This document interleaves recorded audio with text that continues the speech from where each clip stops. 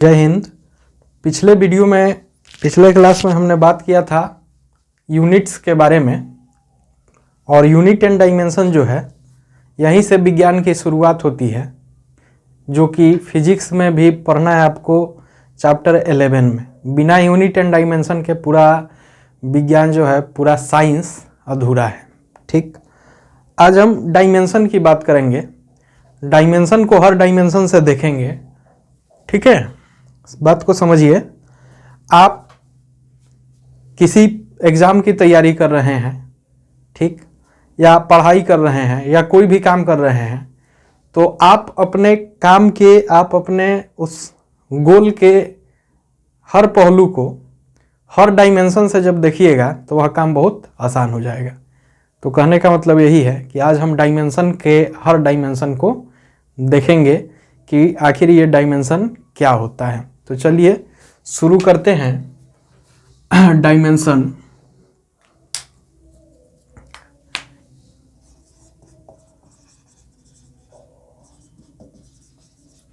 जिसे हम हिंदी में कहते हैं विमा।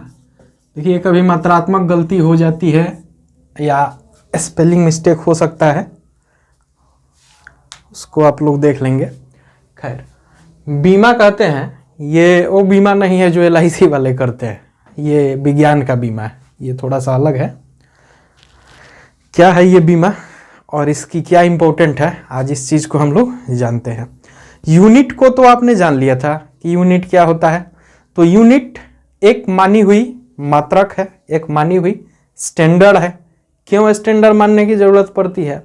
क्योंकि अगर हम किसी स्टैंडर्ड को, किसी माप को, या किसी माप के किसी अंश को स्टैंडर्ड नहीं माने, तो हमारे पास एक यूनिवर्सल टूल नहीं होगा जिसके थ्रू हम विज्ञान को यूनिवर्सलिटी दे सके।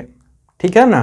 कहने का मतलब है कि हम मीटर में मापें, अमेरिका वाला किलोमीटर में मापे, और कहीं और वाला फुट में मापे, और कहीं और वाला हाथ से माप दे। तो मापते तो सभी लंबाई ही हैं, मापेंगे सभी लंबाई ही, लेकिन थोड़ा सा दिक्कत ये आ जाएगी, कन्वर्सेशन में दिक्कत आ जाएगी, और उस विज्ञान को, उनके द्वारा किए गए रिसर्च को समझने में हमें दिक्कत आएगी, हमारे द्वारा किए गए काम को समझने में उन्हें दिक्कत आएगी। तो ये सारी बातों के चलते एक स्टैंडर्डाइजेशन आवश्यक है, जिसके लिए हमने बता दिया है कि स्टैंडर्ड यूनिट क्यों बनते हैं। ठीक, अब बात आती है बीमा की। तो बीमा क्या है?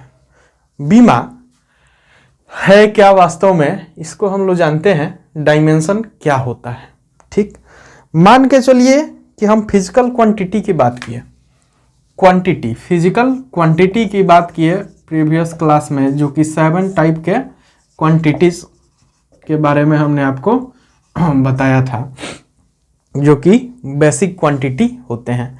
फिजिकल क्वांटिटीज वैसे क्वांटिटी जो फिजिक्स के नियम को व्यक्त करते हैं, ठीक ना, जिनको मेजर किया जा सके, उसे हम फिजिकल क्वांटिटी कहते हैं। क्लियर है? जैसे लेंथ, जैसे एरिया, जैसे वॉल्यूम, जैसे वेलोसिटी, जैसे इंटेंसिटी ऑफ लाइट, जैसे हीट, जैसे मोललिटी या कंटेंट ऑफ मटेरियल। ठीक ना, ये सब क्या है? फिजिकल क्वांटिटी है, जिसे हम माप सकते हैं, उनकी तुलना कर सकते हैं, उनका माप बता सकते हैं। ठीक, तो ये होता है फिजिकल क्वांटिटी। अब बीमा क्या होती है बच्चों? देखो, बीमा फिजिक्स में एक, कह सकते हैं कि बीमा एक ऐसी क्वांटिटी है। ठीक, क्वांटिटी नहीं कहेंगे, बीमा एक ऐसा टर्म है जो हमें बताता है कि किसी फिजिकल क्वांटिटी में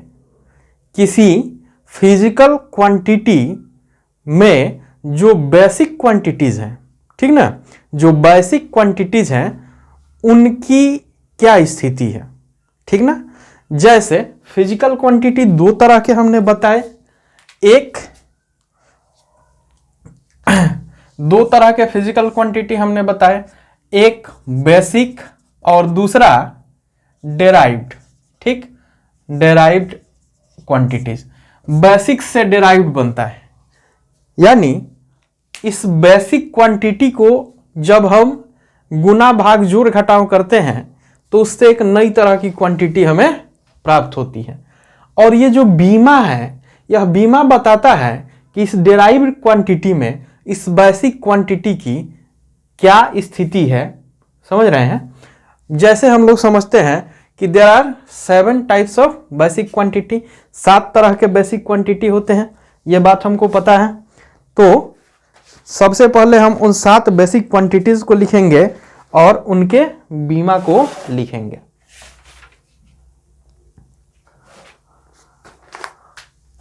तो लिखते हैं 7 बेसिक क्वांटिटी कौन कौन से हैं।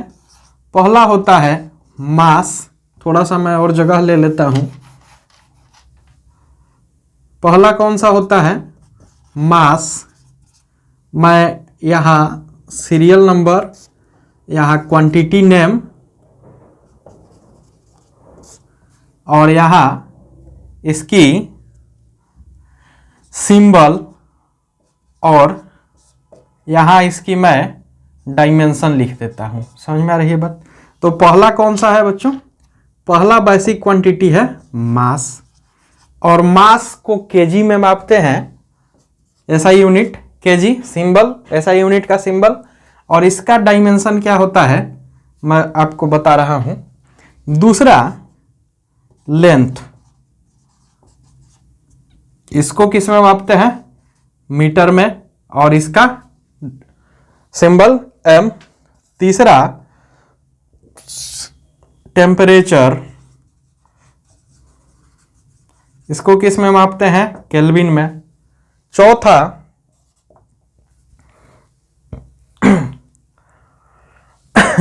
टाइम, तीसरे नंबर पे टाइम ले सकते हैं, उससे कोई दिक्कत नहीं है, ऑर्डर इधर उधर हो सकता है।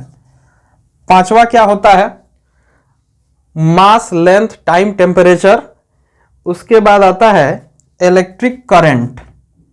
इलेक्ट्रिक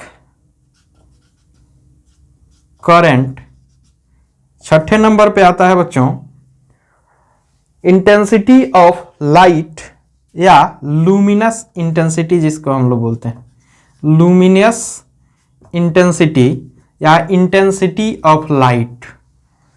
सातवें नंबर पे आता है कंटेंट ऑफ मटेरियल या amount of substance, amount of substance. बात समझ में आ रही है? अब इनको मापने का तरीका आपको पता है, टाइम का सेकेंड, इलेक्ट्रिक करंट का एम्पियर, और सिंबल ए लुमिनस इंटेंसिटी कैंडल, कैंडेला जिसको हम लोग बोलते हैं सीडी, अमाउंट ऑफ सब्सटेंस मोल, ये होता है इनका सिंबल। अब देखिए इन 7 क्वांटिटीज को, क्योंकि ये बेसिक है, ये बेसिक है, ये किसी चीज से मिलकर बनी हुई नहीं है, तो जब ये किसी चीज से मिलकर बनी हुई नहीं है तो इनका एक अपना हम डायमेंशन का सिंबल लिख देते हैं। तो मास को लिखते हैं एम, लेंथ को लिखते हैं एल, टेम्परेचर को लिखते हैं के या थीटा, के और थीटा याद रखिएगा। टेम्परेचर की जो डायमेंशनल सिंबल है वह क्या है? के या थीटा, चूंकि केल्विन इसका है तो के या थीटा होता है। अब टाइम की बात करें तो टाइम का क्या है? सेकेंड, लेकिन इसका डायमेंशन टी से हम लोग व्यक्त करते हैं। इलेक्ट्रिक करंट का क्या है? तो इलेक्ट्रिक करंट का ए है, तो कहीं कहीं आपको इसका डायमेंशनल सिंबल आई मिलेगा और कहीं आपको मिल जाएगा ए। बात समझ में आ रही है? तो लुमिनस कैंडल इंटेंसिटी या इंटेंसिटी ऑफ लाइट, लाइट कितनी चमकीली है, इसका क्या डायमेंशनल फॉर्मूला होगा या डायमेंशनल सिंबल क्या होगा? तो इसका सीडी ही होता है। ठीक है प्यारे बच्चों, इसका सीडी ही होता है, और जिसका सिंबल मोल उसकी बीमा भी होती है मोल। तो ये 7 तरह के ये जो डायमेंशंस हैं, इन 7 के लिए हम ये डायमेंशनल सिंबल यूज करते हैं। बात समझ में आ गई? अब यही डायमेंशन यही डायमेंशन, यही 7 तरह के यूनिट आपस में मिलते हैं, ठीक ना। इनका जोड़ घटाव गुना भाग और टाइप ऑफ ऑपरेशंस इनके ऊपर परफॉर्म होता है, जिससे कि एक नए तरह के क्वांटिटी का डेरिवेशन होता है। इसलिए उस नए तरह के क्वांटिटी को बच्चों डेराइव्ड क्वांटिटी कहते हैं। बात समझ में आ रही है। अब डेराइव्ड क्वांटिटी जो होती है उनकी बीमा यह बताएगी कि उस डेराइव्ड क्वांटिटी में इस बेसिक क्वांटिटी की स्थिति क्या है। समझ में आ रहा है। तो बीमा मतलब क्या, तो बीमा मतलब वह टर्म जो किसी डेराइव्ड क्वांटिटी में मोस्ट बेसिक क्वांटिटी के स्थिति को व्यक्त करती है, ठीक ना। वह कितने बार आता है, अब कैसी स्थिति को व्यक्त करती है इसको हम लोग समझते हैं। चलिए डेराइव्ड क्वांटिटी में हम लोग चलेंगे। बहुत सारे डेराइव्ड क्वांटिटी हैं, जैसे ये हो गया आपको, और इधर मैं ले लेता हूं डेराइव्ड क्वांटिटी। बात समझ में आ रहा है, जिसको डेराइव किया गया है। देखिए ये एक व्हाइट बोर्ड है, ठीक ना। इसका ये भाग यहां से लेके यहां तक, इसको हम माप कर बता सकते हैं कि ये कितना फीट या कितना मीटर है। तो ये चीज क्या है, स्पेस में ये चीज क्या है, तो इसको हम लोग बोलते हैं लेंथ, ठीक, लेंथ। अच्छा, इसको हम हाइट बोलें तो हाइट भी बेसिकली क्या है, एक टाइप का लेंथ है, ठीक ना। तो किसी चीज की हाइट कह लें, दूरी कह लें, लेंथ कह लें, चौड़ाई कह लें, किसी चीज की गहराई कह लें, ये सब चीजें क्या हैं, एक तरह की दूरी हैं, ठीक ना। और दूरी को हम लोग क्या कहते हैं, लेंथ। और लेंथ को मापने का लेंथ को m से व्यक्त करते हैं, सिंबल, और l इसका क्या होता है, डायमेंशनल सिंबल। लेकिन l इसका डायमेंशन नहीं है बच्चों।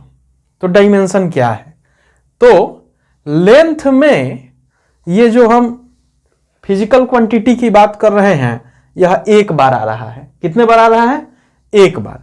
अच्छा, ये लेंथ है, ये लेंथ है, लेकिन अगर इस पूरे सरफेस की बात करें तो ये क्या हुआ बताओ, तो ये हो गया इसका एरिया। समझ आ रही है बात। तो एक एरिया जो होता है बच्चों,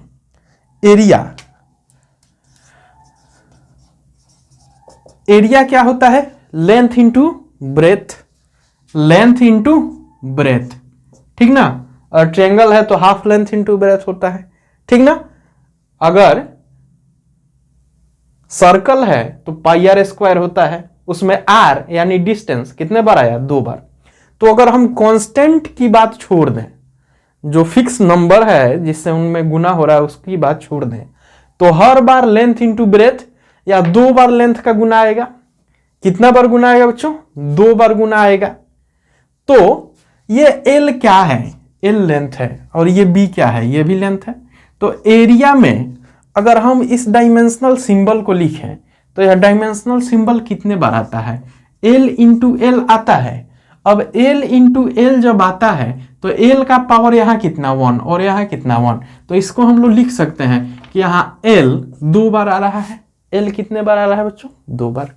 तो ये जो 2 है, ये जो 2 है, इस एरिया की डायमेंशन है। बात समझ में आ रही। इस एरिया की डायमेंशन क्या है, L2। ये 2 डायमेंशन है। L तो क्या है, सिंबल है। L क्या है, सिंबल है जो बताता है कि एरिया किस बेसिक क्वांटिटी से बनी है। तो एरिया लेंथ बेसिक क्वांटिटी से बनी है। और एरिया में लेंथ कितने बार आया, तो एरिया में लेंथ आया 2 बार। अच्छा, एक एग्जांपल और लेते हैं, आपको तुरंत समझ में आ जाएगा। अब बात करते हैं हम वॉल्यूम। समझ में आ रही है बात, वॉल्यूम की बात करते हैं। तो मान के चलिए वॉल्यूम क्या होता है, LBH, लंबाई गुना चौड़ाई गुना ऊंचाई या गहराई, ये ना होता है LBH। अब बताओ लंबाई क्या, डिस्टेंस, चौड़ाई क्या, डिस्टेंस, हाइट क्या, डिस्टेंस। तो इसमें डिस्टेंस कितने बार आया, 1 2 3। तो बेसिकली इसमें एक ही तो सिंबल आ रहा है ना, एक ही डायमेंशन आ रहा है, जिसका नाम क्या है, जिसका नाम है लेंथ। और कितने बार आ रहा है बच्चों, 3 बार। तो इसे हम लिख सकते हैं कि L⁻³ लिख सकते हैं ना। तो यहां पे वॉल्यूम की बीमा क्या होगी, तो 3 होगी। समझ में आ रहा है? यहां बेसिक क्वांटिटी एल है, ठीक, यानी लेंथ है, और यहां बेसिक क्वांटिटी, यहां भी लेंथ है, लेकिन इसकी बीमा 2 है और इसकी बीमा कितनी है, 3 है। तो इस बात को बिल्कुल आप क्लियर समझ लें कि किसी भी डेराइव्ड क्वांटिटी में बीमा हमें 2 बातों की जानकारी देता है कि कोई भी डेराइव्ड क्वांटिटी, पहला बात क्या बताता है डायमेंशन, कि कोई भी डेराइव्ड क्वांटिटी किन बेसिक क्वांटिटीज से मिलकर बनी है, ठीक ना, और उस डेराइव्ड क्वांटिटी में वह बेसिक क्वांटिटी कितने बार आ रहा है, 2 बातें। तीसरी बात बीमा हमें यह बताता है कि उस डेराइव्ड क्वांटिटी में जो बेसिक क्वांटिटीज हैं उनके साथ कौन सा ऑपरेशन परफॉर्म हो रहा है, ठीक ना।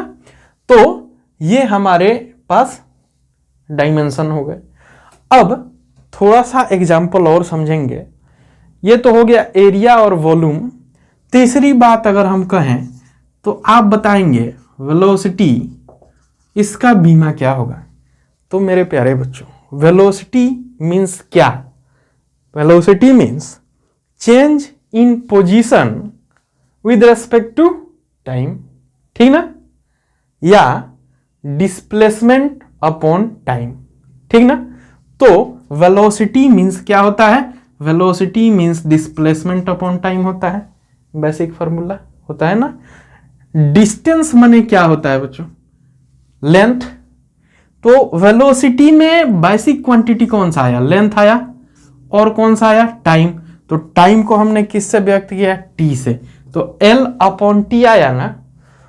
एल अपॉन टी को हम लोग क्या लिख सकते हैं, एल, एल पे कितना पावर 1 और टी पे कितना पावर बच्चों, टी पे, तो टी पे पावर -1 अपॉन टी है तो -1। समझ में आ रही है बात। तो ये हमें क्या बताता है, इससे क्या इंफॉर्मेशन मिलता है कि जो वेलोसिटी है यह 2 तरह के बेसिक क्वांटिटी से मिलकर बनी है, एक लेंथ और दूसरा टाइम, ठीक ना, जिसमें लेंथ एक बार आता है और टाइम -1 बार होता है, माने लेंथ को टाइम से डिवाइड कर दिया जाता है, ठीक ना। तो this dimensional equation give us very basic information about the quantity और अबाउट द डेराइव्ड क्वांटिटीज, ठीक। हमें क्या बताता है कि किसी डेराइव्ड क्वांटिटी में कौन सी बेसिक क्वांटिटी आई है, कितनी बार आई है, ठीक ना। तो वही क्या कहलाता है, बीमा। अब बताओ कि इसकी बीमा क्या है, वेलोसिटी की बीमा क्या है। तो वेलोसिटी की बीमा है लेंथ में 1, टाइम में -1। समझ में आ रहा है बात। एरिया की बीमा, तो एरिया की डायमेंशन लेंथ 2 बार, वॉल्यूम की डायमेंशन लेंथ 3 बार। समझ में आ रहा है। तो ये होता है आपका डायमेंशन। और हम थोड़ा सा एग्जाम्पल ले लेते हैं। एक होता है बच्चों मोमेंटम, आप इसे जानते होंगे। तो मोमेंटम इज इक्वल टू, यानी P is equal to mv होता है, ठीक ना। mv माने क्या, mass time velocity, momentum mass time velocity. अच्छा, क्या होता है मोमेंटम, मोमेंटम किसी चीज में जब मास होती है, ठीक, और वह चलता है तो उसमें हिट करने का, ठीक ना, एक टेंडेंसी आ जाती है जिसे मोमेंटम कहते हैं। समझ में आ रही है, जिसे हम क्या कहते हैं, जिसे हम मोमेंटम कहते हैं।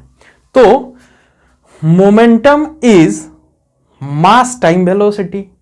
अब कोई आपसे पूछता है कि मोमेंटम की डायमेंशन कितना होगा, मोमेंटम की डायमेंशन। तो प्यारे बच्चों यहां पे ध्यान दो, मोमेंटम में 2 तरह की बेसिक क्वांटिटीज आ रही हैं। एक तो मास, सॉरी 2 तरह की बेसिक नहीं आ रही हैं, एक तो मास आ रहा है और एक वेलोसिटी।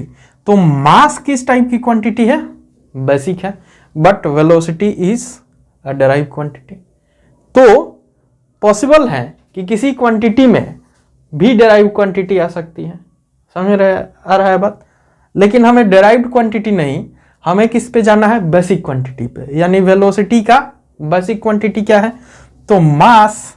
और वेलोसिटी के हम क्या लिख सकते हैं, वेलोसिटी के लिए, तो वेलोसिटी के लिए लिख सकते हैं ना कि s/t। तो अब देखिए, अब इसमें 3 क्वांटिटी आया, मोमेंटम यहां देखिएगा तो 2 क्वांटिटी आ रहा है, और यहां देखिएगा तो 3 क्वांटिटी। हमने क्या कर दिया, हमने इस डेराइव्ड क्वांटिटी को बेसिक क्वांटिटी में चेंज कर दिया। तो मोमेंटम 3 क्वांटिटी से मिलकर बना है बेसिकली, एक मास, दूसरा डिस्टेंस, तीसरा टाइम। समझ रहे बात, एक मास, दूसरा डिस्टेंस, तीसरा टाइम। समझ रहे हो, मास, डिस्टेंस और टाइम। तो इसके डायमेंशन को लिख के देखो तो जरा, मास का क्या होता है, केजी, है ना, केजी सिंबल। और मास के लिए हम क्या डायमेंशन यूज करते हैं, डायमेंशन फॉर्मूला m। तो m कितने बार आया, एक बार, गुना s, s माने टाइम का, ठीक ना, और टाइम का क्या हो गया, t। तो t कितने बार आया, एक बार। और सॉरी, s हमने यहां डिस्टेंस के लिए लिखा है, तो डिस्टेंस मींस लेंथ, m, और m कितने बार आया बच्चों, तो m आया एक बार, यानी m, l जो है लेंथ एक बार आया, और टाइम t, यानी टाइम t जिसको हम s से सूचित करते हैं सेकेंड, और इसका डायमेंशनल सिंबल t होता है, यह कितने बार आया, तो -1 टाइम, तो -1। तो हम लोग क्या कह सकते हैं कि मोमेंटम की जो डायमेंशंस हैं वो डायमेंशन क्या होंगी बच्चों, तो m/1, l/1 और t/-1। इससे क्या आपको पता चलता है ये देखकर कि इसमें मास भी है, इसमें लेंथ भी है, और इसमें टाइम भी है बेसिकली। तो हम कह सकते हैं कि ये जो फिजिकल क्वांटिटीज हैं, इसकी जो डेराइव्ड टाइप क्वांटिटी हैं, उसमें कौन कौन से बेसिक क्वांटिटी आएंगी, उसके बारे में जानकारी देने वाला जो टर्म है, उसे हम क्या कहते हैं, उसे हम कहते हैं डायमेंशन। समझ में आ रही है बात। तो डायमेंशन को हर डायमेंशन से देखा जाए, थोड़े से और एग्जाम्पल को सॉल्व करने के बाद हम डायमेंशन को और सारे डायमेंशन ना है, ठीक ना। अब आपको कोई पूछ देता है कि फोर्स की डायमेंशन क्या, फोर्स की डायमेंशन क्या, तो force is equal to F is equal to M होता है, force is equal to mass time acceleration होता है, ठीक है प्यारे बच्चों।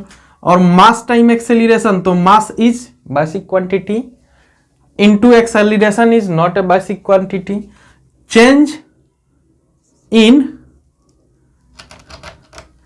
Acceleration is change in velocity upon time, ये ना होता है, change in velocity upon time, change in velocity upon change in time, ठीक है। एक्सेलरेशन क्या होता है, change in velocity upon change in time. तो इसमें बेसिकली देखा जाए तो क्वांटिटी कौन कौन से आएंगे, एक तो आ रहा है आपको मास, और एक आ रहा है velocity, again mass into 1 by time कर देंगे। और वेलोसिटी क्या होता है बच्चों, तो वेलोसिटी होता है change in distance upon time होता है ना। तो अब हम इसके मोस्ट बेसिक फॉर्म पे पहुंच गए हैं। मास का क्या होता है, केजी, और टाइम का सेकंड, दूरी का क्या होता है, मीटर, फिर टाइम का सेकंड। तो हम इसका सिंबल भी लिख सकते हैं, और चाहे तो डायरेक्ट इसका डायमेंशन लिखिए। m माने मास, तो मास का क्या हो जाएगा, m 1/t, यानी t के लिए, टाइम के लिए -1 यहाँ आएगा, फिर इंटू s के लिए क्या आएगा बच्चों, तो s माने डिस्टेंस यानी लेंथ पर +1, और फिर यहां से टाइम पर -1।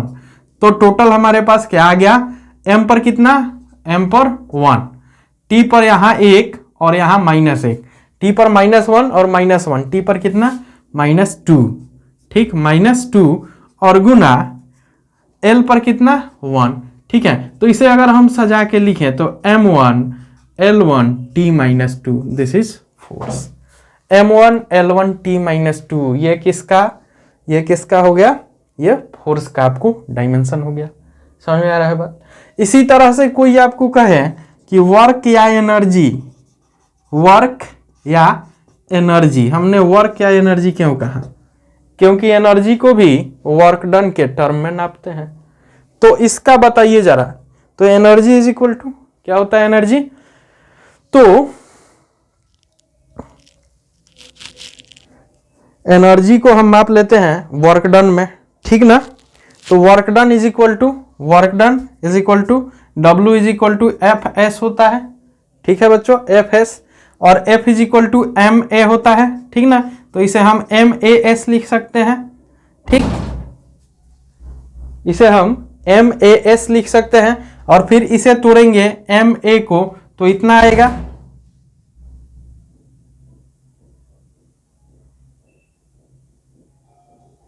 इसे तोड़ेंगे तो ये इतना आएगा, ठीक। और जब इतना आएगा तो फाइनली हम कैसे लिख सकते हैं इसको? एम ए के लिए हम लोग क्या लिख सकते हैं, यहाँ निकाले तो हैं, देख लो। एम ए के लिए लिख सकते हैं m पर 1, l पर 1, t पर -1, और s माने क्या? s माने डिस्टेंस, ठीक ना, डिस्प्लेसमेंट। और इसका क्या होता है?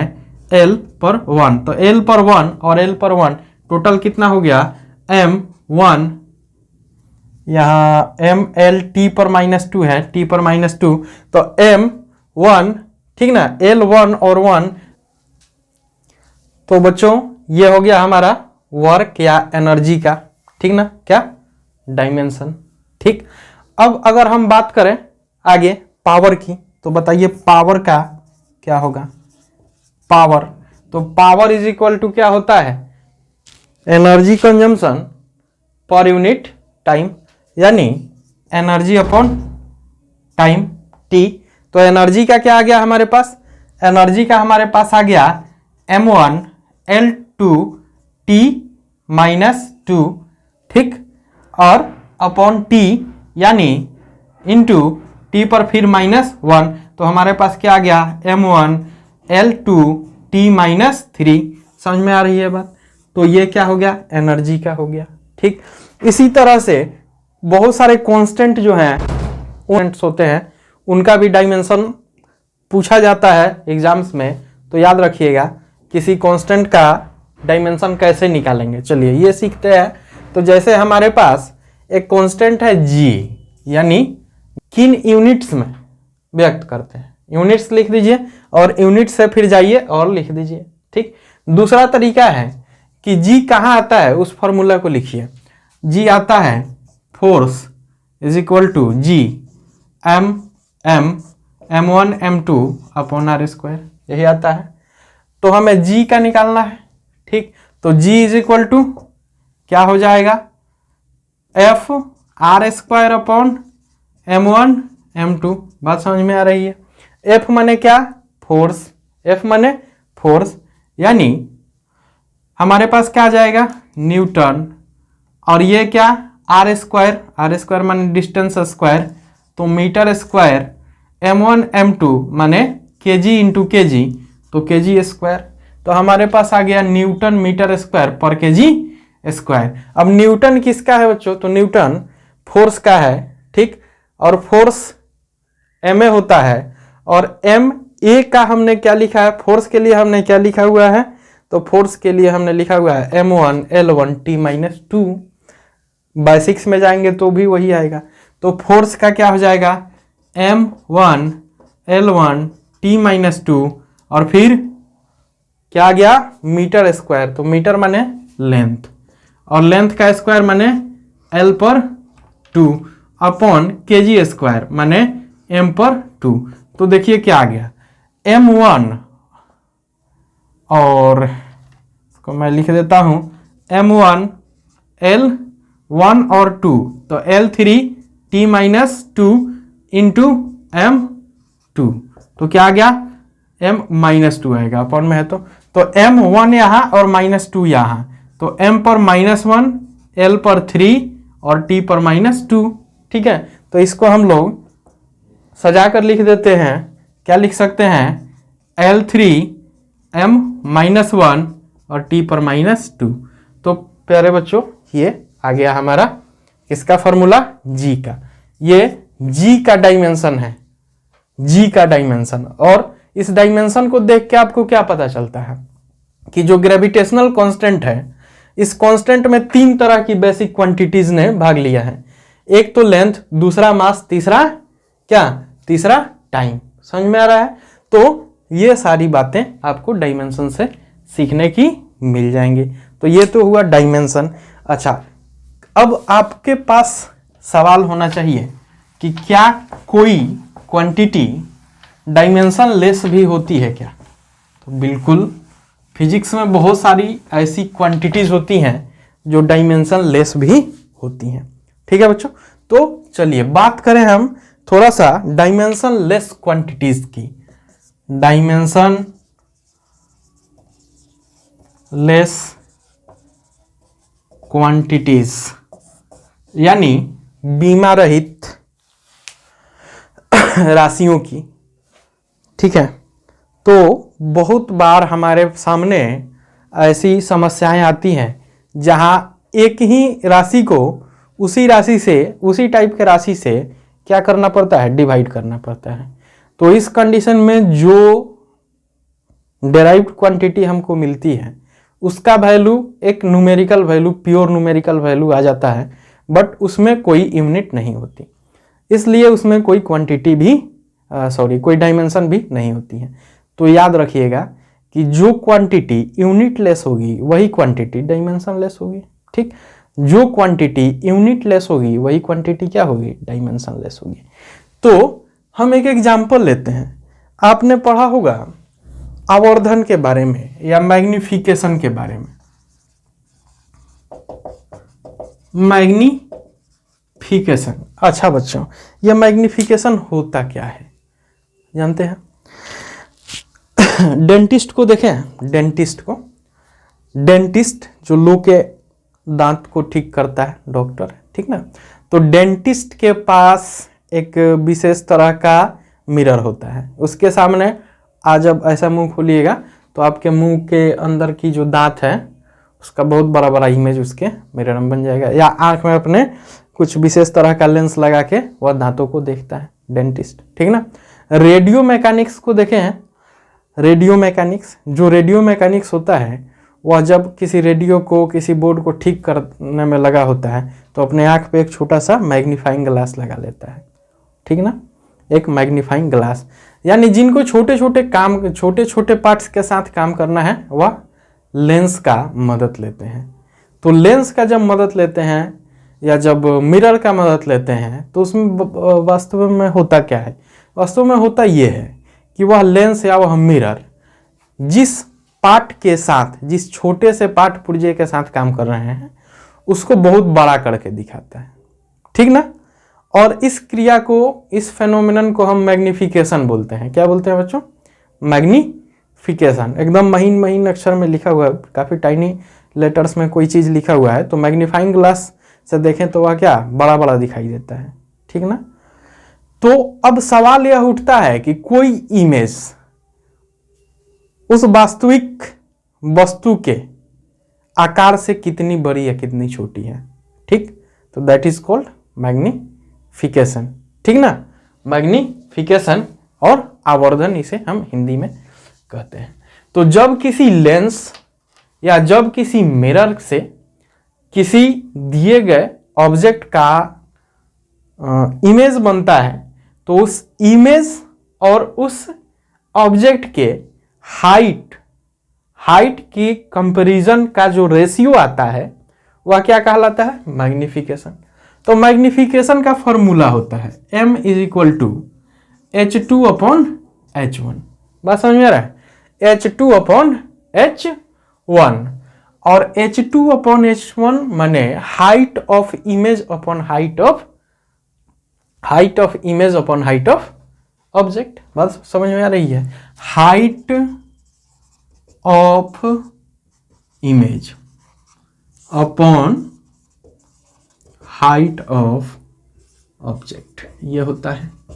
तो कोई चीज है इतनी बड़ी और यहां कोई लेंस या मिरर रखा हुआ है तो इससे इसका इमेज बनता है इतना बड़ा, ठीक। तो यह वस्तु H1 साइज की है और यह वस्तु H2 साइज की है। तो H1 और H2 का जो रेशियो है बच्चों, वह क्या कहलाता है? तो वह कहलाता है मैग्निफिकेशन ऑफ मैग्निफिकेशन।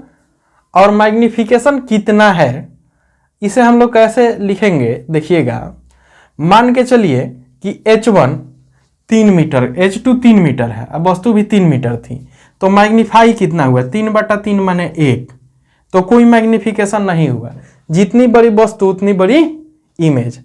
और वस्तु 3 मीटर की थी और उसका इमेज 6 मीटर का बन गया या 6 सेंटीमीटर का बन गया, 3 सेंटीमीटर के वस्तु का, तो यह क्या कहलाया? 2। यानी यह लेंस किसी भी वस्तु का 2 गुना बड़ा क्या कर रहा है? प्रतिबिंब बना रहा है।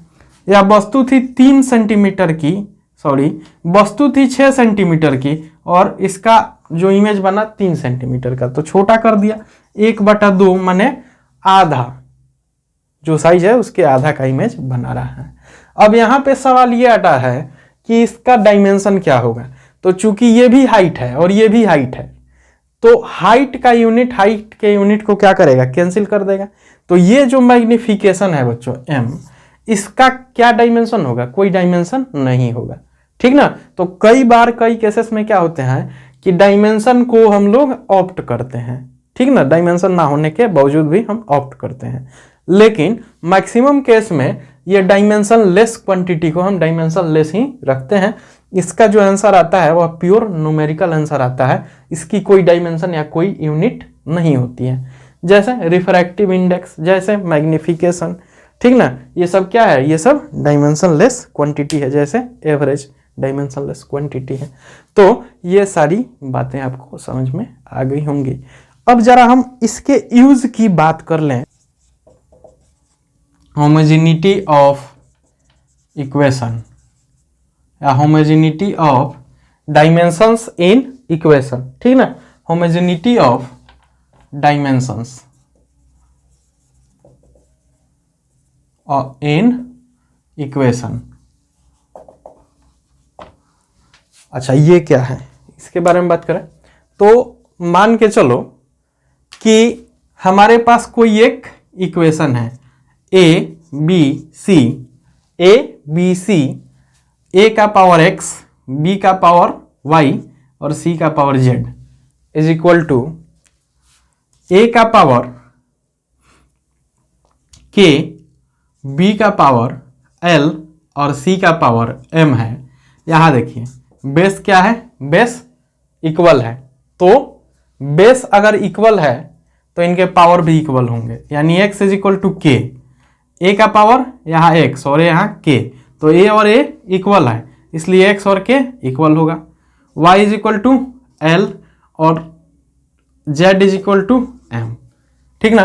तो इस प्रिंसिपल को कहते हैं प्रिंसिपल ऑफ होमोजेनिटी।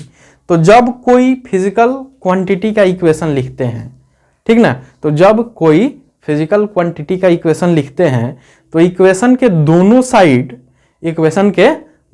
साइड जो क्वांटिटी हैं उनका जो डायमेंशन है वह होमोजीन होना चाहिए, यानी इस तरह का संबंध उसमें होना चाहिए। एग्जाम्पल के लिए हम एक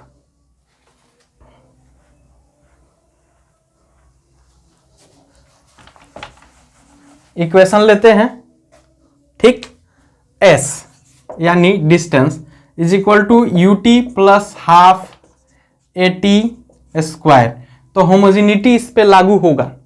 अगर होमोजेनिटी पे ये गलत आता है तो ये इक्वेशन गलत है। तो बेसिकली फर्स्ट यूज इसका ये हो जाएगा कि हम इसका करेक्शन चेक करेंगे कि कोई दिया गया इक्वेशन डायमेंशनली करेक्ट है या इनकरेक्ट है, ठीक। तो करेक्टनेस को चेक करने के लिए इसका लेफ्ट हैंड साइड क्या है बच्चों? s, और s माने डिस्टेंस जिसकी बीमा होती है l और l पर कितना 1। अब राइट हैंड साइड में चलते हैं, RHS ut plus half at square. अच्छा, डायमेंशन में इस कांस्टेंट का कोई मतलब होता नहीं है, तो ut, u माने क्या? u माने वेलोसिटी और t टाइम है, तो वेलोसिटी का क्या होता है, वेलोसिटी होता है वेलोसिटी क्या होता है, change of distance upon time, यानी इसमें u t का क्या आ जाएगा, तो u का आ जाएगा बच्चों डिस्टेंस अपॉन टाइम, डिस्टेंस का l अपॉन टाइम का -1 और इंटू t, तो t पर 1, समझ में आ रहा है बात, प्लस क्या a t का स्क्वायर, यानी a t का स्क्वायर क्या आ जाएगा बच्चों, तो a t का स्क्वायर आ जाएगा, a का डायमेंशन लिखो, a चेंज ऑफ वेलोसिटी यानी वेलोसिटी की डायमेंशन अपॉन टाइम की डायमेंशन, यानी l t minus T upon minus T, ठीक ना, और इंटू टी स्क्वायर, तो इंटू टी क्या 2। अब बताओगे कि यहाँ पे क्या डायमेंशन आ गया, तो यहाँ पे हमारे पास डायमेंशन आ गया l t पर -1 और t पर -1, यानी t पर कितना 0, तो l पर 1 t पर 0, और यहाँ कितना l, और ये क्या गया l पर 1 और प्लस t पर -1 -2 और +2, तो t पर 0, यानी t पर 0, तो l पर 1 प्लस l पर 1। अच्छा, तो ये हमें क्या बता रहा है, लेफ्ट साइड में l पर 1। अब ये हमें ये बता रहा है कि लेफ्ट साइड में जो क्वांटिटी है वह लेंथ है, और राइट साइड में जो क्वांटिटी है वह भी क्या है, दो लेंथ है, दो तरह के लेंथ है, ठीक ना। बेसिकली इतने सारे क्वांटिटी है लेकिन दो तरह के लेंथ है, तो मान के चलो कि अगर इन दोनों तरह के लेंथ की वैल्यू रख दें तो जो फाइनल आएगा वह लेंथ ही आएगा। ये 3 मीटर और इसमें हमने एक और जोड़ दिया 3 मीटर, तो 3 और 3 6 मीटर, कितना 3 मीटर और प्लस 3 मीटर कितना 6 मीटर हो जाएगा। तो 6 मीटर का 6 हटा दो तो मीटर का क्या आएगा डायमेंशन बच्चों, मीटर का L1 आएगा, ठीक ना। तो लेफ्ट हैंड साइड में L1 और राइट हैंड साइड में भी L1, यानी लेफ्ट हैंड साइड और राइट हैंड साइड दोनों क्या है, दोनों इक्वल है। तो इससे क्या पता चलता है, इससे पता चलता है कि ये जो हमारा डायमेंशन है इसका यूज करके हम पता लगा सकते हैं कि ये डायमेंशनली करेक्ट है कि इनकरेक्ट है। बात समझ में आ गया। दूसरा यूज क्या है, पहला तो हो गया होमोजेनिटी ऑफ डायमेंशन या to test the correctness of equation, ठीक, to test the correctness of equation. अब दूसरा जो बात है वह बड़ा ही महत्वपूर्ण है, वह है चेंज और कन्वर्जन ऑफ चेंज और कन्वर्जन ऑफ यूनिट्स, एक यूनिट से दूसरे यूनिट में बदलने के लिए। कैसे, चलिए देखते हैं। एक उदाहरण लो प्रेशर का, तो प्रेशर इज इक्वल टू क्या होता है, force, pressure is equal to force upon pressure is equal to force applied पर यूनिट एरिया, यानी F अपॉन A होता है ना बच्चों। और इसका जो सिंबल होता है वह क्या होता है, पास्कल। तो पास्कल किसके बराबर होगा, न्यूटन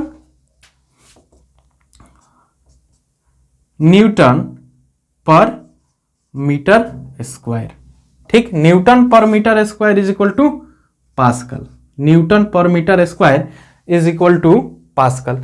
अच्छा बच्चों, newton per metre square is equal to pascal हमने किस में लिया, ये हमने लिया SI यूनिट में। SI यूनिट में, SI में हम लोग लेंथ, 3 बातें करो, लेंथ, मास और टाइम की।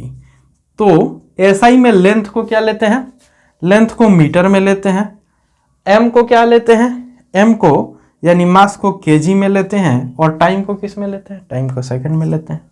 बात समझ में आ गई। तो अगर हम इसका डायमेंशन लिखें तो क्या आ जाएगा, न्यूटन लिख दें तो न्यूटन का अपॉन क्या जाएगा, एसआई में एसआई में डायमेंशन आ गया आपको न्यूटन का क्या होता है, यानी फोर्स का एम एल टी पर -2, mlt पर -2 अपॉन m स्क्वायर, माने m माने क्या, मीटर, ठीक ना, यानी लेंथ का स्क्वायर, तो लेंथ पर 2। बात समझ में आ रही है। तो ये हमारे पास क्या आ गया, ये हमारे पास एक फॉर्मूला आ गया, समझ रहे हो बात, ये हमारे पास एक डायमेंशनल फॉर्मूला आ गया। अब 1 पास्कल, 1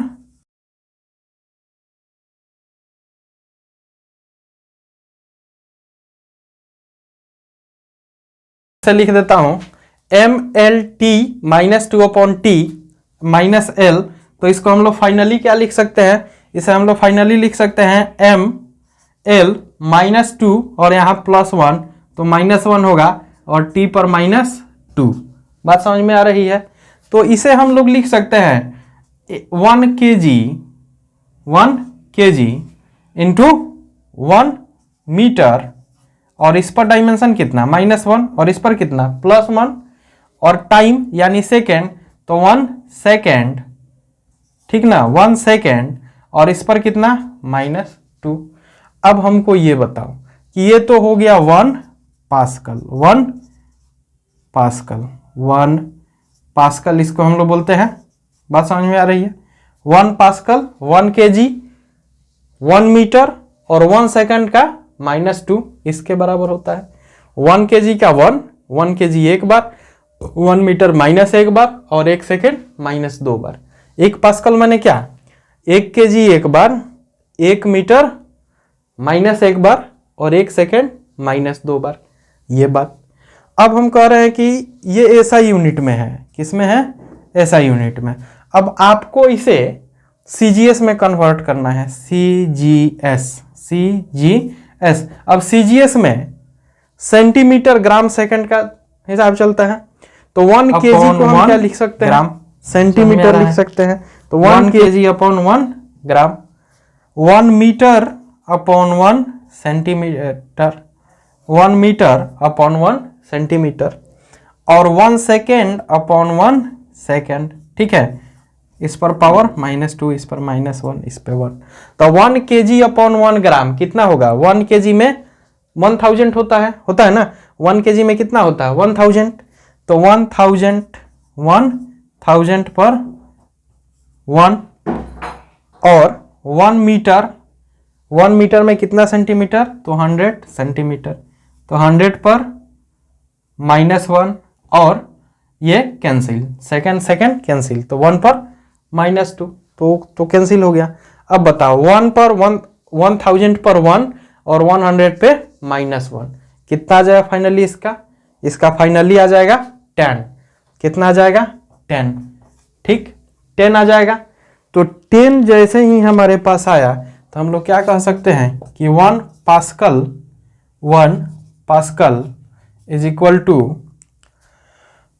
10 क्या, 10 CGS pressure, 10 CGS pressure, 1 pascal is equal to 10 into CGS pressure. तो जब कभी भी पास्कल को सीजीएस में बदलना हो, ठीक ना, तो जितना पास्कल हो उसमें 10 से गुना कर दोगे तो वह सीजीएस में अपने आप बदल जाएगा। तो दूसरा यूज क्या हो गया, चेंज और कन्वर्जन ऑफ यूनिट, या एक यूनिट से दूसरे यूनिट में बदल देना, ये क्या कहलाता है, ये दूसरा यूज ऑफ डायमेंशन है। तीसरे यूज की बात करें, डिड्यूसिंग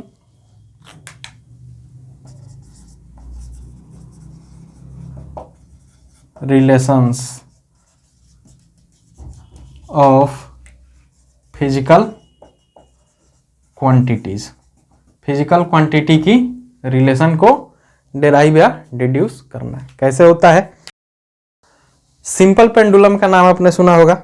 सिंपल पेंडुलम क्या होता है, इस तरह का कोई युक्ति होता है, ठीक ना, इसमें एक स्ट्रेन या एक धागा रहता है जिसमें एक बॉब या जिसको हम लोग एक दोलक कहते हैं वह बंधा रहता है, ठीक। यह स्ट्रिंग की लेंथ है, इसमें क्या होता है मास, और ये क्या है लेंथ, और इस पे एक ग्रेविटी की वजह से जी एक्सेलरेशन लग रहा है। तो हम मानते हैं कि इसका टाइम पीरियड किस पे डिपेंड करता है, तो इसका टाइम पीरियड डिपेंड करता है length of strain, mass of Bob and gravitational acceleration. 3 बातों पे ये डिपेंड करता है।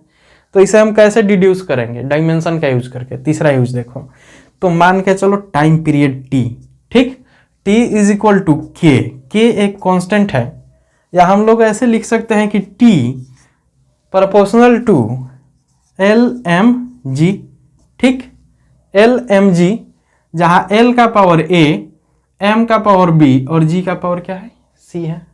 बात समझ में आ रही है। अब T is equal to K into L A M B और जी सी, ठीक, के एक डायमेंशनलेस क्या है क्वांटिटी है।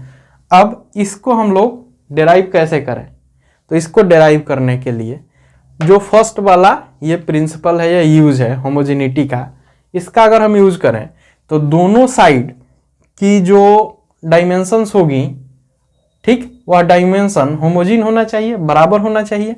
कैसे, इधर क्या है, इधर है सेकेंड टाइम, तो टाइम का डायमेंशन इधर हम लोग लिखते हैं टाइम का डायमेंशन, तो टाइम का डायमेंशन इधर लिख लो। टाइम का डायमेंशन क्या होता है टी, टी पर 1, और इधर क्या है एल एम और जी, एल माने लेंथ, के को हटा दो, लेंथ, लेंथ का डायमेंशन ए, एम, एम माने मास, मास का डायमेंशन एम पे बी, ठीक है, और तीसरा क्या है ग्रेविटेशनल एक्सेलरेशन। तो ग्रेविटेशनल एक्सेलरेशन मतलब क्या होता है, ग्रेविटेशनल एक्सेलरेशन का मतलब होता है L इंटू टी पर -2। बात समझ में आ रही है, और इस पर C, ठीक है। तो हमने डायमेंशन लिख लिया, और ये डायमेंशन क्या होना चाहिए बराबर होना चाहिए।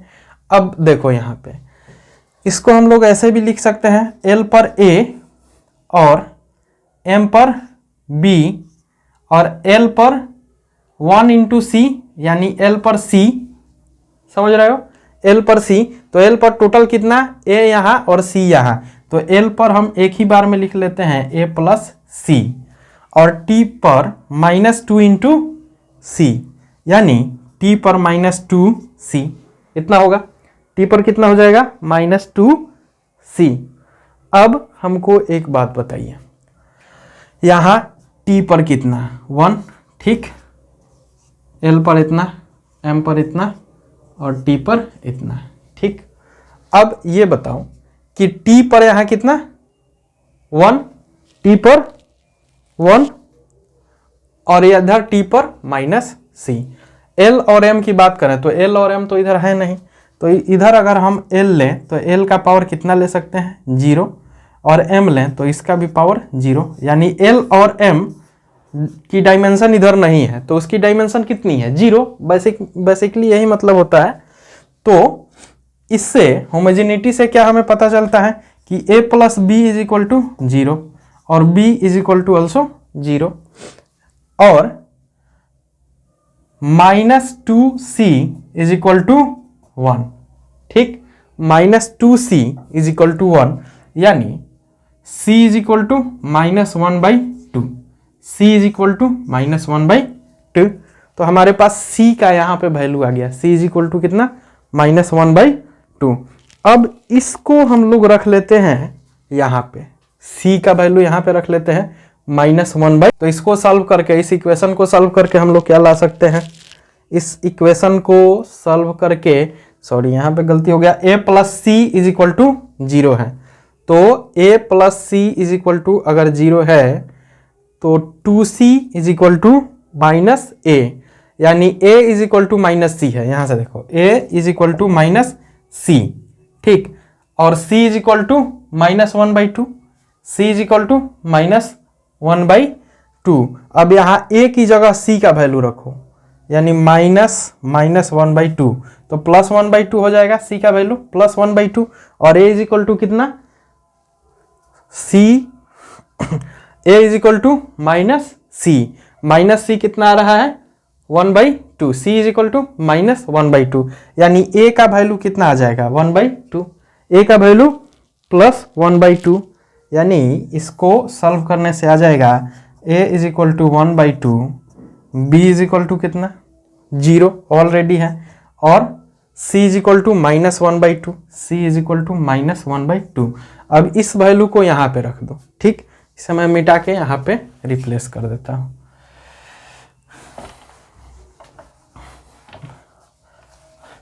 तो t is equal to k, l का पावर a, और a माने क्या 1/2, तो l 1/2, b is equal to 0, m का पावर 0 यानी m 0 हो गया, मास का कोई काम नहीं है, और g का पावर कितना c यानी 1/2, तो g का पावर कितना 1/2, सॉरी g का पावर माइनस 1/2, हमारे पास ये वैल्यू आ गया g का पावर माइनस 1/2। अब देखो इसको हम लोग क्या लिख सकते हैं, यहाँ से m तो हट जाएगा, अब जब m हट जाएगा तो ये क्या हो जाएगा k, और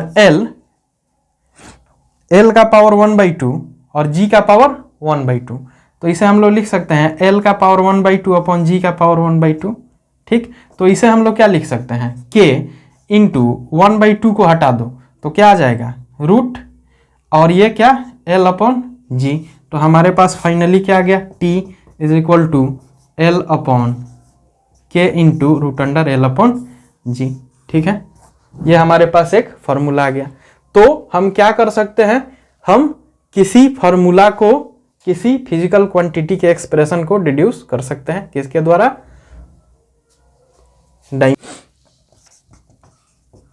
लिमिटेशंस ऑफ डायमेंशन। क्या लिमिटेशन है इसके, तो सबसे पहला तो यह डायमेंशन लेस जो क्वांटिटी है उसके बारे में इंफॉर्मेशन नहीं देगा, ठीक। दूसरा कि अगर इसका अप्लाई करें तो यह किसके ऊपर अप्लीकेबल होगा और किसके ऊपर नहीं होगा। तो जिन किसी फिजिकल क्वांटिटीज में, जिस किसी फिजिकल क्वांटिटी में ट्राइगोनोमेट्रिकल फंक्शन का यूज हो रहा है, लॉग एक्सपोनेंटल फंक्शन का यूज हो रहा है, तो वैसे केस में डायमेंशन यूजलेस हो जाता है, ठीक ना।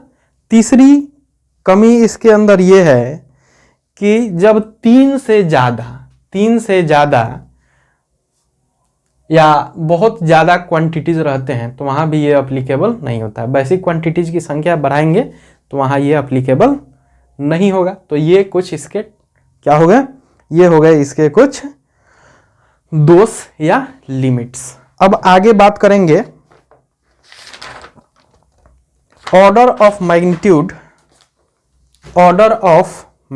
की।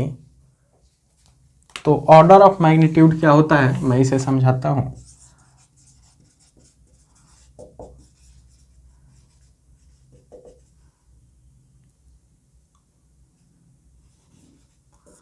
मैग्नीट्यूड का ऑर्डर फिजिक्स में ये क्या होता है, चूंकि मैं आपको पहले ही बता चुका हूं कि फिजिक्स का जो रेंज है यह बहुत बड़ा है, ठीक ना। क्या है, बहुत बड़ा है। यहाँ हम एक एटम के वेट की मास की भी बात करते हैं और सन के मास की भी बात करते हैं, एक हाइड्रोजन एटम के मास की भी बात करते हैं और हाइड्रोजन से बने हुए सन के मास की भी बात करते हैं। तो हाइड्रोजन एटम और सन के मास के बीच क्या कंपैरिजन है, बहुत बड़ा रेंज है, ठीक ना। यहाँ हम एक छोटे से छोटे माइक्रो पार्टिकल की बात करते हैं और पूरे गैलेक्सी की भी बात करते हैं। तो जो फिजिक्स का रेंज है यह बहुत ज़्यादा है। तो यहाँ कैलकुलेशन भी उसी तरह से होता है, ठीक ना। और जब कैलकुलेशन होता है तो उस कैलकुलेशन की एक ऑर्डर या डिग्री होती है, ठीक। तो जो कैलकुलेशन है उसे हम किस फॉर्मेट में लिखते हैं, तो लिखने का सही तरीका एक वैज्ञानिक फॉर्मेट होता है, याद कर लीजिएगा। किसी भी कैलकुलेशन को हम फिजिक्स में 10 के पावर में लिखते हैं। कैसे लिखते हैं, a इंटू 10 और 10 टू दी पावर b या c हम लोग ऐसे लिखते हैं, किसी भी कैलकुलेशन को फिजिक्स में हम ऐसे लिखते हैं। बात समझ में आ रही है? जहां ए का वैल्यू जो होता है, ए का वैल्यू वह 1 से बड़ा होता है या 1 के बराबर होता है। ए का वैल्यू या तो 1 से बड़ा होगा या 1 के बराबर होगा, लेकिन यह 10 से छोटा होगा। क्या होगा? 10 से छोटा होगा। तो 1 और 10 के बीच का कोई भी नंबर लेकर, 1 और 10 के बीच का कोई भी इंटीजर लेकर हम इस कैलकुलेशन को लिख सकते हैं, ठीक ना। और यह जो है यह निगेटिव या पॉजिटिव भी हो सकता है, इसमें कोई दो राय नहीं है। तो 1 और 10 के बीच या -1 से -10 के बीच, समझ रहे हैं, -10 से +10 के बीच जो है ये हम लोग वैल्यू ले लेते हैं, और इस वैल्यू के अकॉर्डिंग हम 10 का पावर क्या करते हैं? डिनोट कर देते हैं। अब 1 से लेकर 9 तक कोई भी वैल्यू लो, वह 10 के पावर b को क्या करता है? प्रभावित नहीं करता है। जैसे ही 10 लेंगे 10 का पावर b+1 हो जाएगा। बात समझ में आ रही है? तो ये जो b है, यहाँ पे ये जो b है, ये b क्या कहलाता है? ये ऑर्डर ऑफ मैग्नीट्यूड कहलाता है। ऑर्डर ऑफ मैग्नीट्यूड, जैसे स्पीड ऑफ लाइट में कुछ होता है 2.998 करके, है ना, into 10 to the power 8, 10 to the power 8 होता है ना यूनिट, 10 टू द पावर 8।